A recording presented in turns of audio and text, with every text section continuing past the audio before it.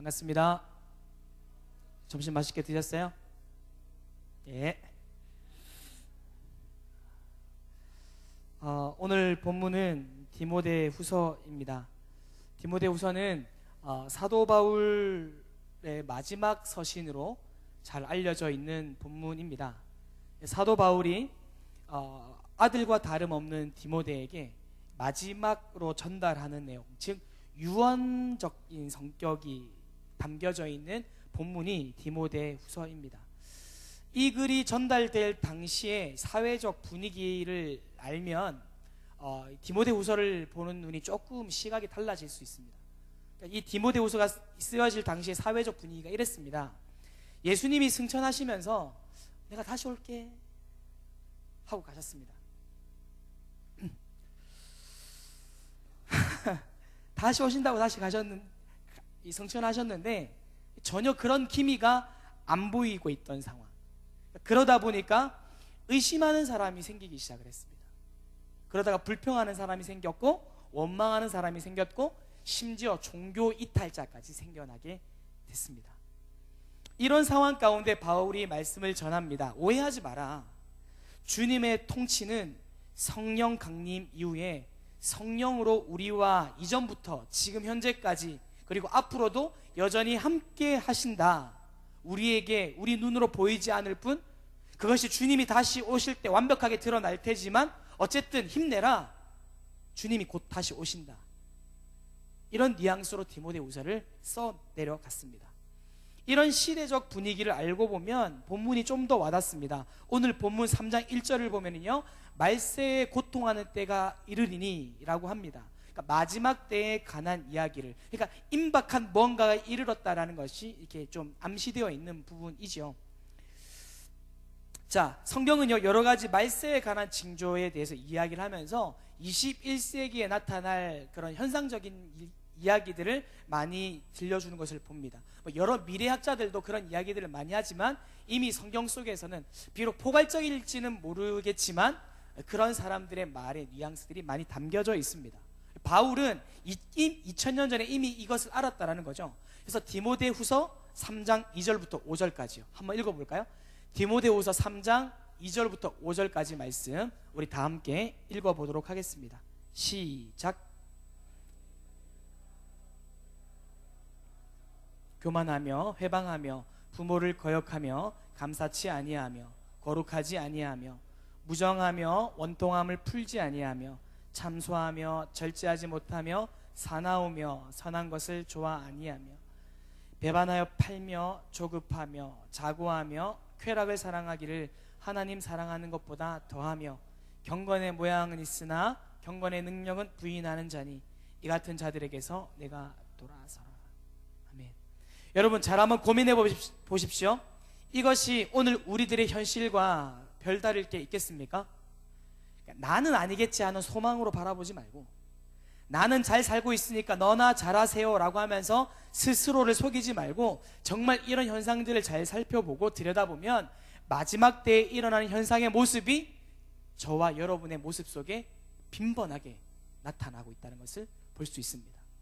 자, 여러분 현 시대는요 너무나 많은 지식, 정보들을 소유하고 살고 있습니다. 그래서 마치 그 지식들이 하나님을 대처할 수 있을 거라는 착각을 하면서 살아갑니다. 심지어 현대 사람들을 문화 인류학적으로 일컫는 새로운 용어가 생겨났습니다. 호모 서치엔스 들어보셨어요? 검색이 가능한 인간이라. 정보를 많이 소유하는 것을 넘어서서 그 정보를 얼마나 잘 활용하는지가 중요한 시대가 되었습니다. 하지만 지식의 양이 방대하다고 해서 여러분 지혜로운 것은 아닙니다. 여러분 루시라는 영화를 혹시 보셨나요? 민식이 형이 나오는, 미안합니다, 한국 영화 배우 최민식 씨가 출연을 하면서 한국에도 꽤나 큰 이슈가 된 영화였습니다. 사람의 뇌의 활용도가 100%에 근접하게 달하면 달할수록 그것을 감당하지 못하는 인간의 이야기, 한 여자의 이야기였습니다. 저는 그 영화를 보면서 한편으로는 인간의 위대함을 볼 수 있었던 반면에 인간의 한계를 동시에 볼 수 있었습니다. 하나님께서는 우리들에게 세상을 살아가면서 지식을 공유하게 하셨지만 이것만으로는 완성되지 못하게끔 하셨습니다. 여러분, 아담과 하와의 치명적인 실수가 뭔지 아시죠? 과다한 지식의 욕구였습니다. 그것들이 아담과 하와가 죄를 짓게 했던 겁니다. 하나님의 미련한 것이 사람의 가장 큰 지혜보다 크신 것을 기억하십시오. 여러분, 하나님은 전능하시고 전지하십니다. 모든 것이 가능하신 분이고 모든 것이 그분 안에 있는 모든 것을 알고 계시다는 전능하시고 전지하신 분이십니다. 디모데후서 3장의 말씀이 오늘 이 말씀을 전해주고 있습니다. 본문을 볼까요? 신약 성경은요, 헬라어로 쓰여져 있습니다. 헬라어는 동사도 너무 중요하지만 접속사, 그러나, 그러므로, 그리고 이런 것들이, 이런 접속사들이 너무너무 중요합니다. 특히 오늘 본문에는 그러나라는 접속사가 쓰여졌습니다. 그러나는 앞에 이야기를 뒤집는 기능을 합니다. 오늘 본문에는 이렇게 나옵니다. 많은 사람이 악해지고 속이고 속을 것이다. 그러나 너희는 배우고 확신한 일에 거하라. 그러나 성경이 말하고 있는, 그리고 실제로 우리 현실 가운데 이루어져 가는 이 어려운 현실 가운데 우리가 어떻게 살아야 하겠습니까? 사도 바울은 세상은 비록 이러이러하다 하지만 그러나 너희는 배우고 확신한 일에 거하라, 이렇게 말씀합니다. 그러나가 중요합니다. 그러나 배우고 확신하는 일에 거하라. 자, 여러분, 여기서 그러나가 말하는 핵심은 두 개의 단어가 있습니다. 첫 번째는 배우는 것, 두 번째는 확신하는 것. 자, 여러분, 먼저 배우는 것은 무엇일까요? 인간의 그 심적 요소를 세 가지로 정의할 때 지정의라고 표현합니다. 오늘 본문에 나온 배운다라는 것은 바로 이 지 부분이에요. 이 지의 요소를 충족시키는 것을 의미합니다. 배우지 않아도 되는 사람은 아무도 없습니다. 석사, 박사, 여러분 걸거치면 다 석사, 박사라고 하는 요즘 시대이지만 우리가 그 사람들 생각할 때 이 사람은 그 분야의 탑이겠다라고 생각을 하지 않습니까? 하지만 그분들하고 이야기를 조금만 하다 보면 그분들의 이야기는 우리들의 생각과 조금 다릅니다. 뭐라고 말씀을 하시냐면, 정작 당사자는 맛 좀 봤다, 이제 맛을 좀 봤다, 공부하는 방법을 터득했다, 공부하는 길을 알겠다, 요 정도로 이야기를 많이 합니다. 여러분, 피아니스트 루빈스타인이라는 분 혹시 들어보셨습니까? 굉장히 유명한 피아니스트입니다. 이분이 뭐라고 얘기했냐면, 나는 아직도 한 번도 실수하지 않은 채 연주한 적이 없다. 루빈스타인, 한 번쯤은 들어봤을 최고의 피아니스트. 여러분, 건반을 하나 띵 틀렸다라 한 번도 틀리지 않았다라는 이야기하는 것이 아닙니다. 그럴 확률이 오히려 안 틀리고 하는 것이 안 틀리고 할 수 있는 확률이 더 희박하겠죠. 이런 프로 뮤지션인데요. 근데 루빈스타인이 말한 실수는요, 감정을 포함한 실수를 다 이야기를 한 겁니다. 그러니까 모든 면에서 항상 자기는 배워가고 있다라는 이야기를 한 거죠. 여러분, 종교개혁 이후에 칼뱅이라는 신학자를 중심으로 생겨난 신학 운동이 한 가지 있습니다. 개혁주의. 관심 없으실 수도 있는데 혹시 들어보셨어요? 이 운동을 대표하는 세 가지 단어가 있습니다. 지식, 동의, 신뢰. 청년쯤 되면 오거는 한 번쯤은 이제 개혁주의 들어봤다, 이렇게 이제 돼야 되는 거예요. 개혁주의, 칼뱅하고 관련된 거예요. 지식, 동의, 신뢰라는 이 타이틀을 걸고서 쭉 운동을 전개해 나갔습니다. 자, 첫 번째 요소가 지식입니다. 너무나 상식적인 이야기죠. 여러분, 마이크가 있습니다. 제가 마이크를 대고 이야기를 할 때 소리라는 그 신호 체계가 들어가야 아웃풋이 되어서 스피커로 나옵니다. 그러니까 인풋이 있어야 되는 거죠.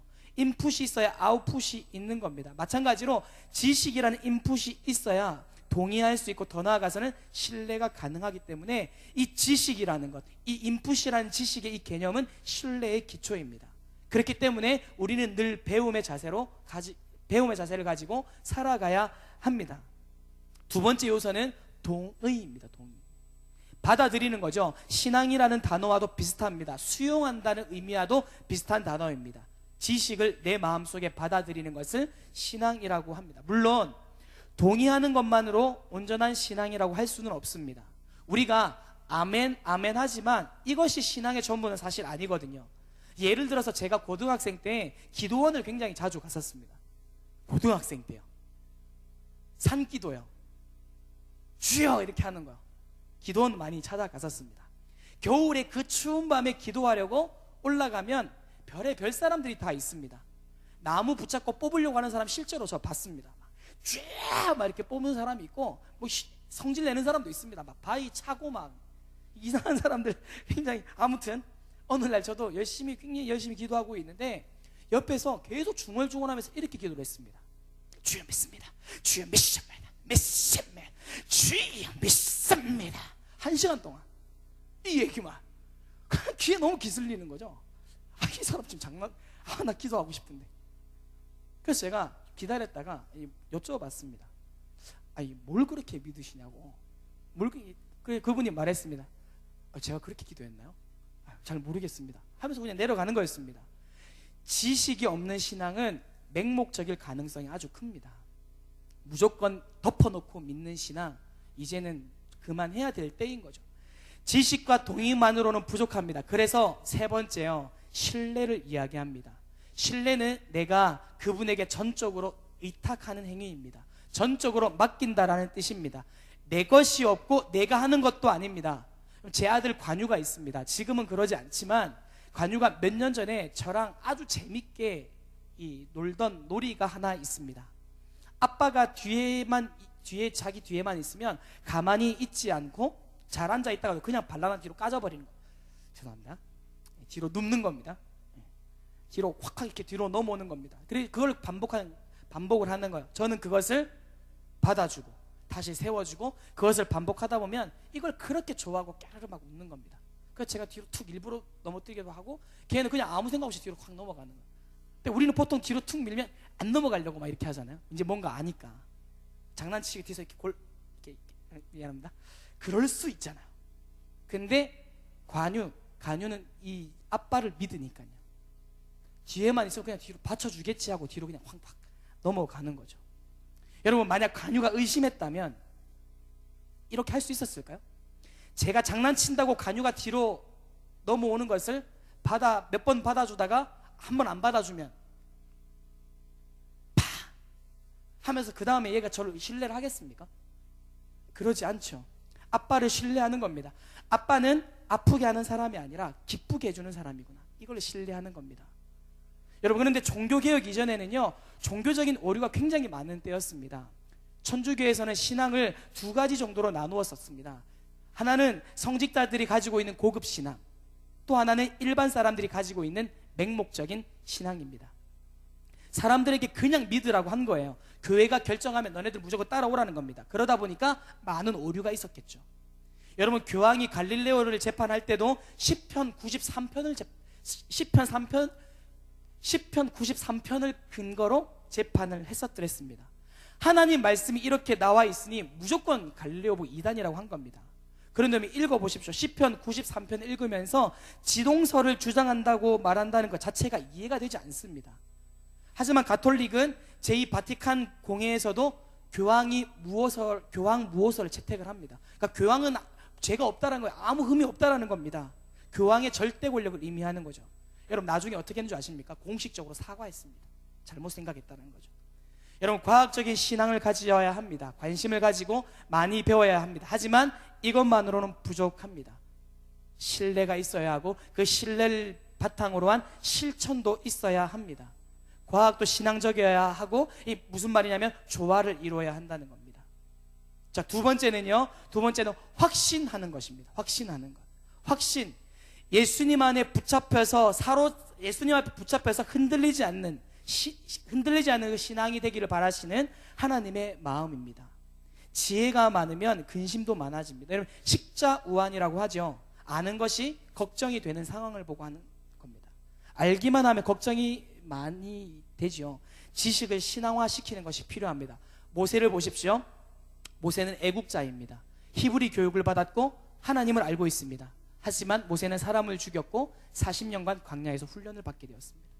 바울도 보십시오. 바울은요, 당대 손에 꼽히는 가말리엘 문화라는 데서 교육을 받습니다. 하지만 그 지식을 어디에다 사용했나요? 예수님을 믿는 사람들을 핍박하는 데 사용하다가 끝이 났습니다. 바울이 예수님을 만나게 되었을 때 바울이 자랑했던 그 지식은 더 이상 그 지식이 예수님 위에 있지 않았습니다. 바울은 자신이 최고라고 생각했던 그것들을 예수님을 위한 도구로, 복음을 전하기 위한 도구로 사용할 수 있게 되었습니다. 에베소서 4장 13절에 이렇게 기록되어 있습니다. 제가 읽어드리겠습니다. 우리가 다 하나님의 아들을 믿는 것과 아는 일에 하나가 되어 온전한 사람을 이루어 그리스도의 장성한 분량이 충만한 데까지 이르리니. 한 번 더요. 우리가 다 하나님의 아들을 믿는 것과 아는 일에 하나가 되어 온전한 사람을 이루어 그리스도의 장성한 분량이 충만한 데까지 이르리니. 믿는 것, 즉 신앙과 아는 것이 하나가 되어야 합니다. 장성한 것에, 충만한 것에 이르고 신앙과 지식이 하나가 되어야 한다는 말씀입니다. 마지막으로 거하라 라는 동사가 중요합니다. 거하라. 확신한다는 것이 정적인 요소라면 거하라 라는 이 동사는 의지적인 요소입니다. 우리가 아무리 배워도 그 안에 거하지 않는다면 아무것도 아닙니다. 믿고 또 믿고 또 믿고 또 믿고 그 어떤 것을 다 믿는다 하더라도 거하지 않는다면 아무것도 아닙니다. 헬라어로 이 거하다는 영원히 지속되는 삶을 이야기합니다. 거기서 그냥 듣고 끝나는 것이 아니라, 믿고 끝나는 것이 아니라 그 말 가운데, 하나님의 말씀 가운데 우리가 계속해서 거하고 있는 삶을 이야기를 하는 겁니다. 우리가 배우고 확신하는 것 너무너무 중요하지요. 하지만 오늘 바울은 배우고 확신한 일, 그 안에 영원히 지속되는 삶을 살 때 우리의 삶을 통해서 믿는다는 그 믿음이 증명되어진다라는 말씀 오늘 본문을 통해서 하고 있습니다. 여러분, 우리나라 지적 수준이 아주 높습니다. 얼마 전, 며칠 전입니다. 며칠 전에 미국의 의대를 합격한 제자를 만났습니다. 제 제자 중에 그런 제자가 있습니다. 영주권이 있었어요. 근데 얼마 전에 시민권도 받았답니다. 한국말보다 영어가 편한 아이예요. 그래서 제 이야기를 잘 못 알아듣습니다. 며칠 전에 저희 집에 와서 식사를 하면서 본인이 의대 간 것은 정말 하나님의 은혜라고 하면서 그렇게 고백하면서 저에게 들려준 이야기가 있습니다. 미국 사람들이 동양 사람들, 특히 한국 사람들을 똑똑하게 생각한답니다. 그래서 의대 면접을 보려면 거의 퍼펙트한 점수 관리가 되어져 있어야 한다는 거예요. 동양 사람들, 특히 유독 한국 사람은 퍼펙트한 그 점수 관리가 기본이라고 생각하고 있다는 겁니다. 어딜 가나 살아남는 민족, 참 자긍심이 생기는 그런 간증이었습니다. 그런데 우리나라에 와서 실제로 보면 어떻습니까? 여러분, 똑똑한 대로 살고 있습니까? 아니지요. 여러분, 그 흔한 교통 질서도 지키지 않습니다. 더군다나 우리나라 인구 중에 여러분 4분의 1이 기독교인이라고 합니다. 길거리 나가보십시오. 십자가도 엄청 많죠. 주일날 교회 가는 사람이 이렇게 많은 것 치고는 질서도 없고 배려도 없고 정직도 없고 청렴도 없고 정의도 없고 공의도 없습니다. 왜 그럴까요? 여러 가지 이유가 있겠지만 가장 큰 이유 한 가지는 우리가 그 안에 거하고 있지 않기 때문입니다. 수많은 사람들이 지식을 가지고 있지만 그 안에 살고 있지 않기 때문입니다. 여러분, 한국 교회가 이렇게 급성장하고 크게 성장할 수 있었던 원동력은 제자 훈련이라고 해도 과언이 아닙니다. 하지만 실제로 훈련된 만큼의 그 결과물들이 삶 속에서 이루어지지 않고 있습니다. 제자는 그대로 배우는 사람입니다. 하지만 그 배움으로 끝나버리는 경우가 많기 때문에 문제가 되는 겁니다. 여러분, 예수님의 승천 전에는요, 제자와 사도라는 단어가 혼용되어서 사용되지만 예수님이 승천하시고 난 다음에는 사도라는 단어만 사용되었습니다. 제자 훈련을 넘어서 우리가 사도 훈련으로 나아가야 합니다. 배우는 사람은 많지만 변화가 일어나지 않습니다. 문제가 무엇입니까? 말씀대로 배운 대로 신앙대로 살아가고 있는 사람이 적다라는 겁니다. 여러분, 생각을 해요. 여러분 신앙생활 몇 년 안 하신 분도 계시겠지만 모태신앙부터 쭉 20년, 30년 동안 설교 말씀을 들었다고 생각을 하면 내 삶 가운데 그 변화들이 얼마만큼 있냐라는 겁니다. 어떤 분이 이런 말씀을 하셨습니다. 얼마나 많이 들었느냐가 중요한 것이 아니라 들은 말씀으로 내가 무엇을 하느냐가 더 중요하다는 겁니다. 여러분, 어느 목사님이 이런 말씀을 또 해주신 적이 있습니다. 한국의 비빔밥 문화를 보시더니 한국 사람들의 신앙은 비빔밥과 비슷하다는 겁니다. 그래서 제가 무슨 말씀이시냐고 이렇게 여쭤봤더니 한국인은 예수님을 믿으면서도 궁합도 보고 점도 친다는 겁니다. 많은 사람들이 예수님을 믿는다면서 그러고 있다라는 겁니다. 한국 사람들의 이상한 심리, 그러니까 결과만 좋으면 된다는 좋지 않은 습관들이 반영된 단적인 예입니다. 여러분, 기독교 윤리가 왜 어려울까요? 말씀대로 사는 것이 왜 어렵겠습니까? 목적과 결과만 선해야 되는 것이 아니라 과정까지 선해야 되기 때문입니다. 여러분, 운동을 열심히 해야 건강하죠. 그런데 좋은 것만 먹으면 다 되는 줄 알고 먹기만 하는 거죠. 그럼 어떻게 될까요? 앞에 보시는 저처럼. 여러분, 좋은 용량을 많이 섭취했으면 운동을 해서 골고루 분산시켜야 합니다. 신앙생활도 마찬가지입니다. 여러분, 우리가 듣는 것만 좋아하는 거예요. 비판을 그래서 잘합니다. 한국 사람이 이거 너무 잘하는 거예요. 듣는 것과 말하는 것.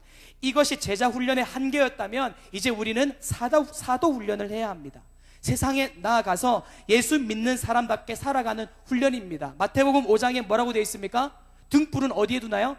말 아래 두는 것이 아니라 말 등경 위에 두는. 그래서 세상에 빛이 되어야 된다고 말씀을 하십니다. 세상에 나아가서 제자로 살아가는 것을 넘어서서 내가 아는 거, 내가 확신한 일에 거할 뿐, 확신한 거기서 끝나는 것이 아니라 그 안에 거하는 삶, 우리가 그것으로 말씀으로 살아가는 삶을 살아야 된다는 말씀입니다. 그 안에 거해야 합니다.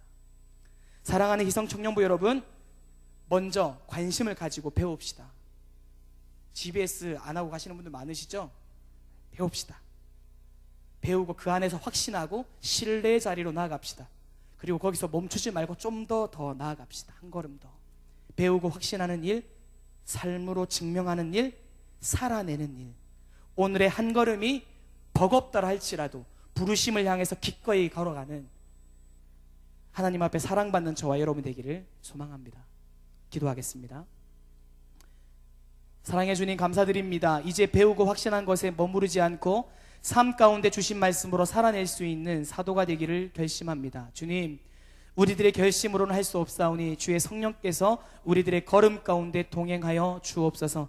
내가 생명이 될 수 없음을, 그 연약함을 인정함으로 주님께서 도우심을 바라보고 나아가오니 우리들의 삶의 자리자리 가운데 친히 함께하여 주셔서 생명을 전달하는 삶, 승리하는 삶 살게 하여 주옵소서.